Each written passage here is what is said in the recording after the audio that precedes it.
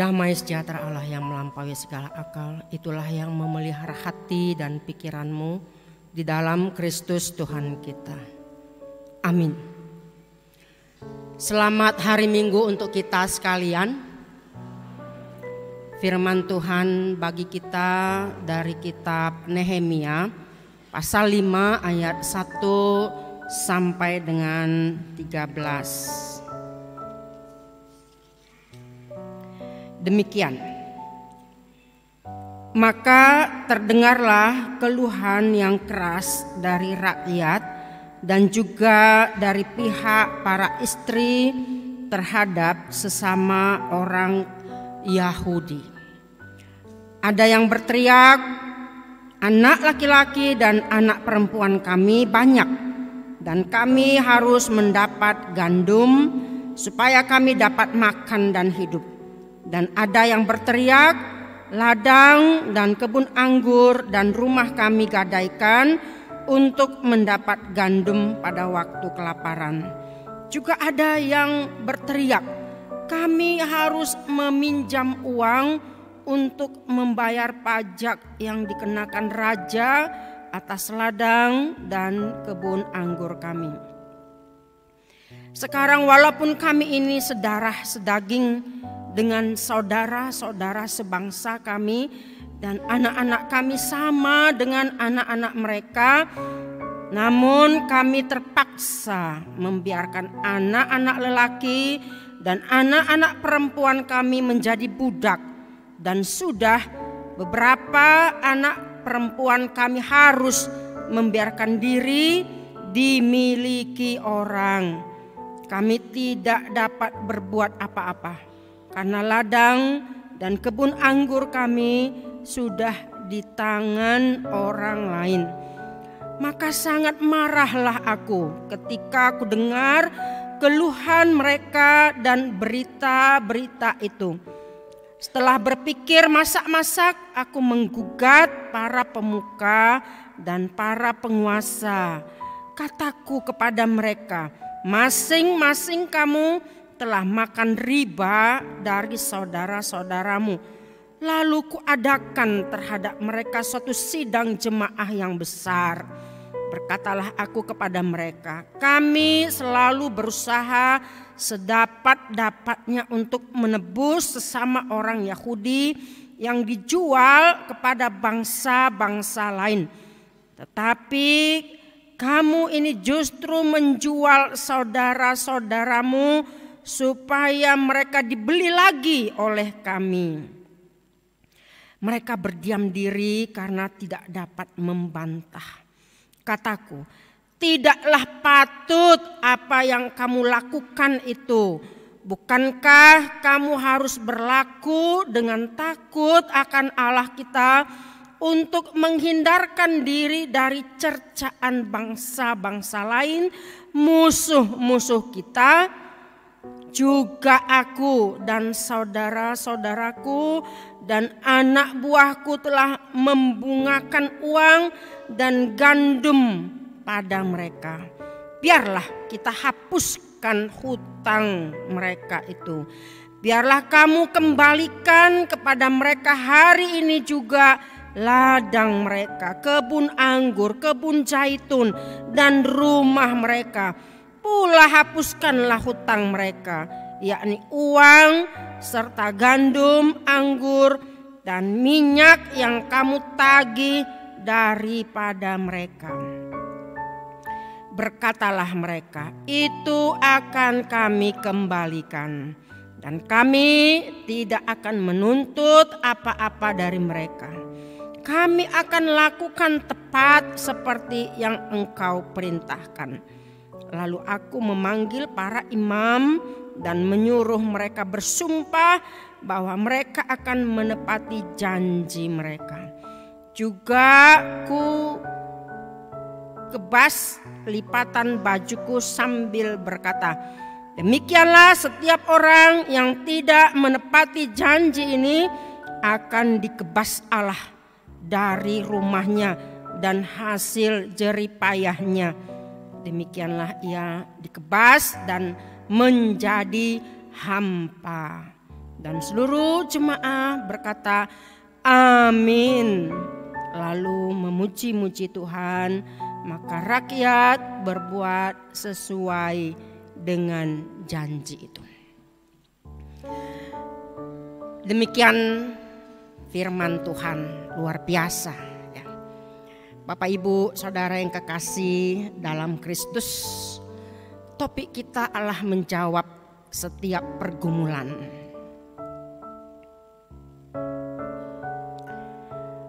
Ada keluarga dan banyak orang-orang miskin bertebaran di mana-mana. Kita kenal Kairo sebagai kota 1000 menara. Karena di bagian timur Kairo banyak terdapat bangunan masjid bermenara. Sayang di kota Kairo itu ada perbedaan mencolok antara kawasan dalam kota dengan pinggiran kota. Jadi kawasan dalam kota terlihat mewah dan bersih. Sementara kawasan di pinggiran kota terlihat kumuh. Di kawasan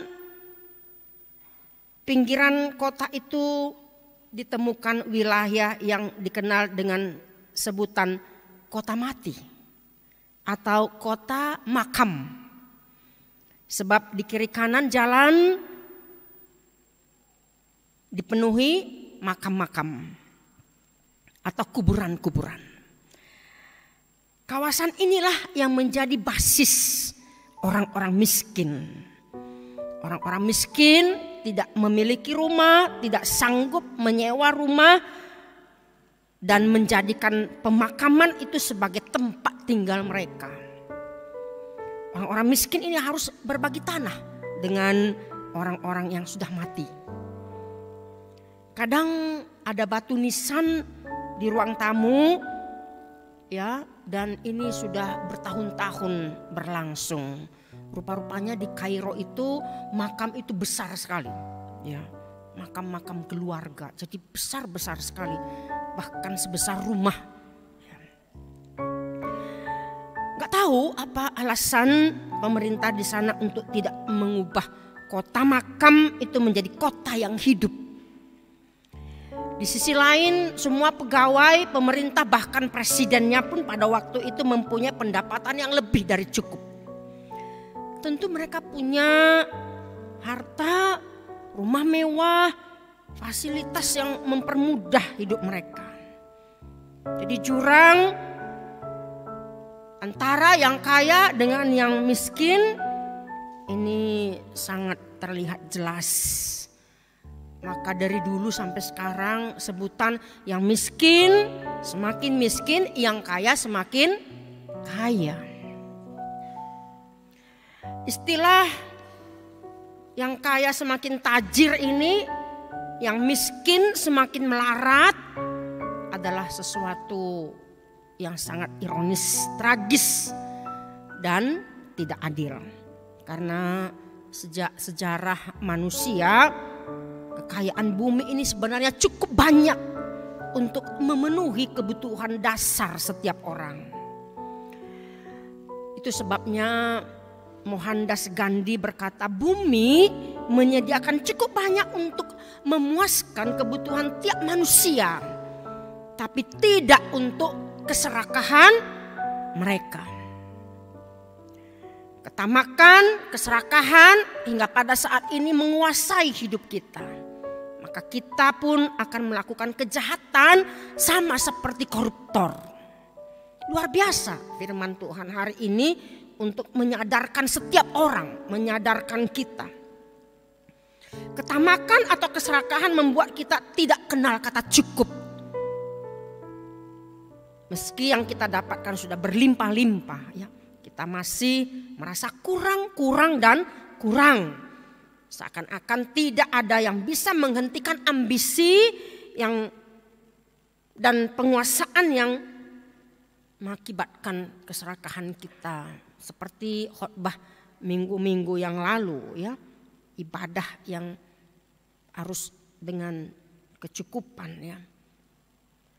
Sebelum kesengsaraan dan kemerosotan taraf hidup miliaran manusia diperkecil, maka harus ada keadilan. Harus ada dipikirkan bagaimana kesejahteraan dan perdamaian yang harus terwujud di tengah-tengah dunia ini. Bapak Ibu Saudara yang kekasih dalam Kristus, kemiskinan bukanlah masalah baru, tetapi menjadi sebuah fenomenal klasik yang terus dibahas dari dulu hingga kini, yang telah menjadi jurang antara yang kaya dan yang miskin. Dan itu semakin menganga, semakin memburuk hingga pada saat ini. Coba kita perhatikan wajah kemiskinan ada di mana-mana. Bahkan di Amerika Serikat pernah terdapat kantong-kantong kemiskinan di tengah-tengah kemakmuran. Seperti di lembah-lembah Appalachia, ya. Atau di negara Filipina terdapat pulau-pulau kaya yang terisolasi di tengah-tengah samudra kemiskinan, kemelaratan. Dan ini menjadi sesuatu hal yang umum, yang biasa-biasa saja. Dan itu terjadi di mana-mana. Inilah yang sangat memprihatinkan. Ada banyak kantong-kantong kemiskinan di tengah-tengah kemakmuran. Di Indonesia, negara kita ini pun dulu terkenal slogan tempo dulu hingga kini. Tanahnya subur, apa saja ditanam tumbuh. Kolamnya kolam susu, tambangnya tambang emas. Tetapi mengapa negeri kita ini masih saja didapati orang-orang miskin yang terus diurusi oleh pemerintah kita? Beberapa periode lalu banyak anak-anak mengalami gizi yang buruk, bahkan gizi kronis. Walaupun disediakan raskin, beras miskin, ya, Jamkesmas, dikhususkan untuk rakyat yang tidak mampu, bahkan BLT, bantuan langsung tunai, apalagi program-program Jokowi ya luar biasa, Jakarta Pintar, bebas SPP, gratis buku, disantuni uang tunai bagi setiap pelajar, belum lagi sembako, belum lagi makanan-makanan yang tak perlu dibeli mahal di pasar, disediakan dengan harga murah. Bahkan sampai penyediaan rumah sangat sederhana. Jadi luar biasa. Apalagi pada waktu masa pandemi COVID. Sekarang kita sedang beranjak dalam pemulihan ekonomi kita. Bapak Ibu Saudara yang kekasih, faktor apa yang menyebabkan semua ini bisa terjadi? Bisa saja itu karena penyalahgunaan jabatan, penyalahgunaan strategi penguasaan fungsi tanah dan pembangunan, dan juga proyek-proyek yang bisa melahirkan ketidakadilan, menyebabkan korup di mana-mana, dan pelanggaran hak-hak asasi manusia. Bapak Ibu Saudara yang kekasih dalam Kristus, apa yang terjadi di tengah-tengah bangsa Israel ketika mereka telah kembali dari pembuangan untuk membangun tembok Yerusalem yang sudah hancur, sementara mereka masih hidup dalam kemiskinan? Kita mau melihat dalam ayat 1-6 di sini terjadi ketidakadilan. Ada beberapa hal mereka yang menguasai ekonomi pada waktu itu. Golongan-golongan yaitu orang kaya, bangsawan, pejabat. Inilah kelompok yang menindas kaum miskin dengan memaksa mereka menggadaikan tanah, juga menggadaikan rumah mereka, kemudian meminjamkan uang untuk membeli makanan. Ini telah terjadi, meribahkan uang di tengah-tengah umat itu. dalam beberapa kasus, dan inilah teriakan demi teriakan umat itu bahwa mereka pun telah dipaksa untuk menyerahkan anak laki-laki dan perempuan mereka menjadi budak. Bahkan sebagian dimiliki oleh orang lain. Disinilah kemarahan Nehemia sebagai bupati pada waktu itu menentang ketidakadilan. Memaksa para pelanggar itu untuk bertobat. Nehemia sedang menyadarkan kelompok-kelompok ini untuk memperbaiki diri mereka. Telah terjadi dosa keserakahan yang membuat orang memeras sesamanya pada masa kesulitan. Inilah karakter tabiat manusia yang buruk telah terjadi di tengah-tengah rakyat Israel. Apa yang menjadi persoalan sehingga terhambat pembangunan tembok Yerusalem? Dari antara para pemimpin orang-orang Yahudi itu sendiri dan juga para rakyat. Ya, jadi ada golongan beberapa yang terlibat terhambatnya pembangunan tembok itu. Yang pertama adalah orang-orang yang tidak mempunyai sebidang tanah, mereka kekurangan pangan. Yang kedua, orang yang mempunyai tanah tetapi akibat kekurangan yang sangat mencekik mereka itu terpaksa menggadaikan tanahnya. Akhirnya mereka tak dapat mengelola tanah sendiri. Dan yang ketiga adalah peminjam uang dengan bunga yang tinggi untuk dapat membayar pajak kekayaan pada pemerintah. Bapak Ibu Saudara yang kekasih, orang-orang yang berkuasa ini rupanya telah memanfaatkan situasi untuk mengambil keuntungan, memperkaya diri mereka dengan meminjamkan bunga yang tinggi. Luar biasa ya. Sebenarnya kalau kita membaca dalam Imamat dan kitab Ulangan atau juga dalam Keluaran, meminjamkan uang dengan bunga itu tidaklah dianggap salah dan tidak bermasalah. Kalau itu dipinjamkan kepada bangsa lain, bukan sesama orang Israel. Dengan prinsip adalah menolong. Dan ini yang menjadi pergumulan kita sebagai jemaat. Ada banyak jemaat kita yang berbisniskan membungakan uang atau rentenir. Ini menjadi pergumulan. Bagaimana ini dapat disampaikan kepada kita? Ada di beberapa daerah-daerah di Jawa ini, ya. Maka ini menjadi penghasilan yang sangat menguntungkan. Mengapa tidak dilarang meribakan uang kalau itu dipinjamkan kepada bangsa lain, tapi tidak diperbolehkan kepada sesama orang Israel? Mengapa? Karena dulu pun mereka di perbudakan Mesir adalah orang miskin. Mereka juga budak. Maka mereka harus prihatin dengan sesama sendiri. Dan menjadi dosa ketika mereka meribakan uang ini dengan sesama mereka. Itulah yang terjadi di tengah-tengah umat Israel. Sesama mereka meminjamkan uang dengan riba yang tinggi.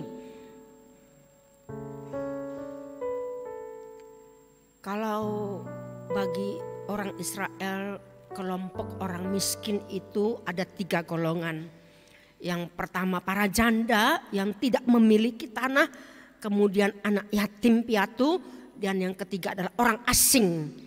Orang asing yang datang ke tengah-tengah umat Israel. Tetapi pada waktu orang Israel kembali dari pembuangan, ternyata di Yerusalem orang sudah, bangsa-bangsa lain sudah banyak tinggal di Yerusalem. Bayangkan kita 70 tahun mereka tinggalkan, mereka ada di pembuangan di Babel. Maka orang berduyun-duyun dari bangsa-bangsa lain untuk merebut tanah itu. Dan sampai hari ini diklaim ini tanah kami, ini tanah kami. Itu yang terjadi di Palestina. Kalau kepada mereka boleh dipinjamkan, itu tidak masalah dengan prinsip menolong. Bukan untuk bisnis uang, memperkaya diri dengan cara riba. Bapak Ibu Saudara yang kekasih dalam Kristus, inilah Nehemia dengan marah dan bijaksana sebagai pemimpin bagaimana mengatasi ketidakadilan itu dalam ayat 7 sampai 13. Jadi dia harus bersikap, bertindak bijaksana dari sense of crisis menjadi sense of solution, mencari solusi. Itu yang paling penting. Maka dia sebagai pemimpin pro rakyat. Mungkin kita punya data dan bisa mencari siapa sih presiden pemimpin di negara-negara di bumi ini yang pro rakyat. Termasukkah negara kita Indonesia? Pemimpin bukan hanya presidennya, tetapi pejabat-pejabat yang juga ada di daerah-daerah. Nehemia sebagai bupati, dia mencukupkan dirinya sendiri. Tidak memperkaya diri seperti yang dilakukan oleh pemimpin, pejabat-pejabat, dan juga orang-orang kaya pada waktu itu. Maka kata Nehemia, setelah kupikir masak-masak, mempertimbangkan, mendengarkan suara Tuhan, maka Nehemia tidak menyalahkan setiap orang, tapi dia langsung mencari penyebab utama. Mengapa timbul persoalan itu? Mereka harus bertanggung jawab, para pemuka bertanggung jawab, para penguasa harus bertanggung jawab. Maka dia menuduh beberapa hal kepada masing-masing mereka itu. Pertama tuduhannya, mengapa kalian melakukan riba dari saudara-saudaramu? Masa COVID-19 masih segar dalam ingatan kita. Ada banyak rakyat Indonesia yang di PHK, ya. Menganggur karena bangkrut, ya, tidak mendapatkan lapangan pekerjaan karena tidak bisa, ya. Akhirnya banyak orang meminjamkan uang supaya bisa hidup, walaupun sudah ada bantuan sembako yang disediakan oleh pemerintah. Maka berjamurlah apa? Pinjol, ya. Pinjaman online. Saya baru tahu ketika ada orang meminjam dengan online ini, identitasnya dia harus selfie dulu dengan KTP-nya, ya. Jadi dia foto pegang KTP-nya dan dia selfie, lalu itu di-share dengan data-data yang diperlukan. Luar biasa. Ternyata terjadi kredit macet. Gak bisa lagi untuk membayar. Betapa sulitnya ekonomi kita yang terpuruk pada COVID-19. Anehnya mereka ini langsung menyebarkan, menghubungi beberapa orang yang ada di data handphone kita. Mereka bisa sadap, ya. Lalu itu diberitakan kemana-mana. Foto kita disebar kemana-mana. Sangat memalukan. Saat itu si barbar losung dihubungi nasi dati, pailahon, mempermalukan kita. Jika tidak ketemu, dengan cara itu sudah mempermalukan, jika ketemu apa yang terjadi? Mereka ambil semuanya. Kalau motor yang ada, motor diambil. Ada TV yang diambil. Kulkas pun diangkut juga. Luar biasa. Jadi pinjol ini adalah lebih dari lintah darat. Ya. Sampai-sampai presiden kita memerintahkan itu untuk menutup semuanya. Bahkan ditangkap. Ya. OJK pun turun tangan untuk menyelesaikan itu. Otoritas jasa keuangan ya, juga turun tangan. Luar biasa. Jadi yang menjadi pertanyaan bagi kita, bagaimana kita dapat menolong orang lain, Bapak Ibu? Tolonglah orang lain. Tak usah harapkan riba yang tinggi dengan dia. Mula sesama halak batak do hita papi Japon. HP ikut 25%, dipinjam 1 juta contohnya. Dipotong 25%. Saya dia tinggali. HP ikut gararo nih musik per hari. Mungkin per hari, saya nggak tahu lah hitung-hitungannya. Ini pengalaman orang. Sudah dipotong 25%, 1 juta mungkin terima jadi 700 atau 750. Kemudian per bulan harus dibayar bunganya, hanya bunga. Belum lagi nanti kalau dia tidak mampu bunga berbunga. Bunga berbunga itu berbunga lagi. Mencekik. Inilah yang terjadi di tengah-tengah umat Israel.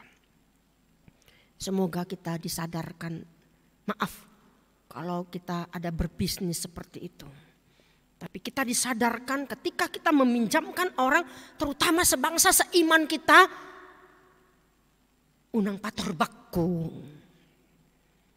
Tolonglah dia. Maka sekarang ini orang meminjam pakai agunan ya. Gak sanggup bayar langsung. Mana ini? Seperti itu.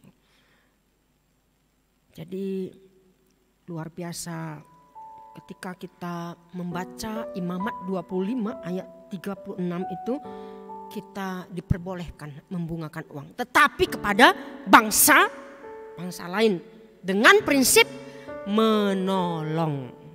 Bukan mencekik dia, bukan memiskinkan dia. Tetapi bagaimana kehadiran kita sebagai orang percaya, kita hidupkan hidup orang lain. Jangan kita tindas dia, jangan kita miskinkan dia. Tapi mari kita tolong dia supaya kita menjadi berkat bagi orang lain. Yang kedua, kata Nehemia, budak-budak yang sudah dipekerjakan itu kembalikan. Rumah-rumah mereka kembalikan. Utang-utang mereka hapus. Buhado parjadi ni na jolo na pogos do aka opukta di Mesir. Puasa sonari saling menindas. Dung mamora halak dalam zona yang nyaman, dia masih ingin lagi memiliki lebih banyak. Saudara yang kekasih dalam Kristus, itulah Nehemia mengatakan yang ketiga, kamu ini tidak bedanya dengan bangsa-bangsa lain.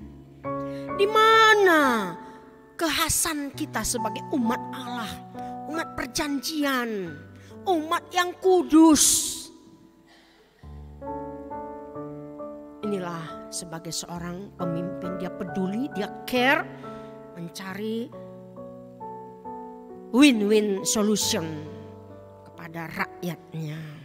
Supaya pembangunan tembok Yerusalem dapat diselesaikan demi kesejahteraan rakyat.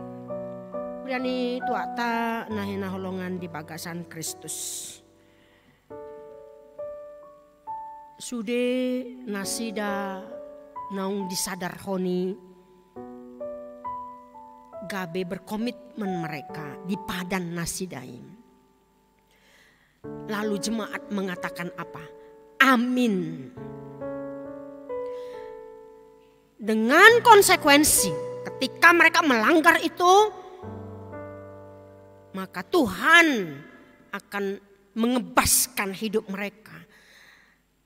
Bahkan harta milik mereka pun bisa menjadi nol kembali, menjadi hampa. Huriani Tuhata di topik ta Allah menjawab setiap pergumulan. Apa yang menjadi pergumulan kita pada saat ini? Mungkin lebih dari apa yang dialami oleh umat Israel. Tapi bagaimana kita, apapun masalah kita, seperti yang dialami oleh Rasul Paulus. Ada duri dalam daging. Masalah, bukan hanya penyakit. Tantangan-tantangan kita di depan terbentang di hadapan kita. Apakah itu menghambati kita untuk menjadi berkat bagi orang lain? Apakah itu menjadi hambatan kita untuk datang kepada Tuhan? Apakah itu menjadi hambatan kita untuk berbagi dengan orang lain? Masalah kita banyak. Masalah anak-anak, masalah sekolah, masalah pekerjaan, masalah anak kita belum punya anak, anak kita belum mendapatkan jodoh. Masalah sakit penyakit tahun menahun. Tak berkesudahan, tak habis-habisnya masalah yang kita hadapi. Tapi percayalah, seperti yang dinyanyikan oleh vokal grup Ina kita tadi itu, indah rencanamu Tuhan. Amin. Apapun masalah kita, pasti ada yang Tuhan mau nyatakan dalam kehidupan kita. Habis gelap terbitlah terang. Di setiap masalah Tuhan pasti nyatakan sesuatu kepada kita. Mungkin hari ini kita belum mengerti, kok Tuhan kenapa saya mengalami ini. Nanti mungkin bulan depan atau tahun depan baru kita paham. Seperti nyanyian tadi. Baru ku mengerti. Ini rupanya yang mau Tuhan nyatakan dalam hidupku. Kita berharga di mata Allah. Dan setiap orang Tuhan tahu. Siapapun nama kita. Seperti di foto. Tuhan tahu nama kita. Dia panggil nama kita. Miliaran orang di bumi ini. Tuhan tahu setiap orang punya nama. Dan engkau adalah milikku, kata Tuhan. Yakinlah kita semua sebagai orang percaya. Apapun yang kita alami, pasti Tuhan berikan solusi yang terbaik bagi kita. Oleh sebab itu marilah kita minta hikmat kepada Tuhan. Bahwa Tuhan menjawab pergumulan kita, kita berkemenangan dan kita dapat bersuka cita penuh damai sejahtera. Amin.